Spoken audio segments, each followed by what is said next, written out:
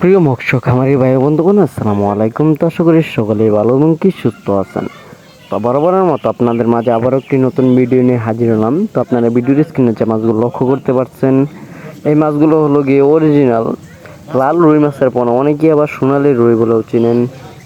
তা এই মাছগুলো আপনারা যারা চাষ করতে চান এবং কি চাষের প্রতি আগ্রহী আছেন, তারা আমাদের ভিডিওর স্ক্রিনে দেওয়া নম্বরে আমাদের সাথে যোগাযোগ করে মাছগুলো অর্ডার করতে পারেন।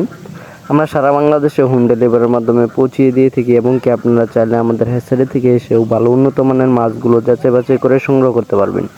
আমাদের কাছে রয়েছে দেশি ও বিদেশি নানান জাতীয় মাছের রেণু পোনা, যেমন দেশি শিং, দেশি মাগুর, ভিয়েতনামি শোল, ভিয়েতনামি কই সহ দেশি ও বিদেশি নানান জাতীয় মাছের রেণু পোনা।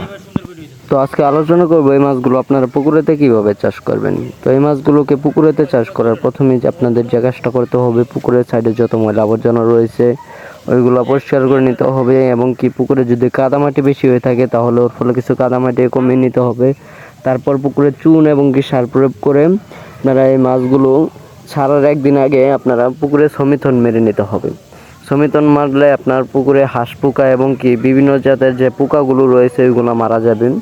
তারপর আপনারা মাছ ছাড়ার 2-3 দিন পরেও দিতে পারেন। এই সমিথনের দ্বারাই মাছের কোনো ক্ষয়ক্ষতি হবে না এবং কি আরও বিভিন্ন ধরনের মেডিসিন রয়েছে, যেমন উস্তাদ আরও অন্য অন্য ধরনের মেডিসিন রয়েছে, তাও আপনারা ব্যবহার করতে পারেন।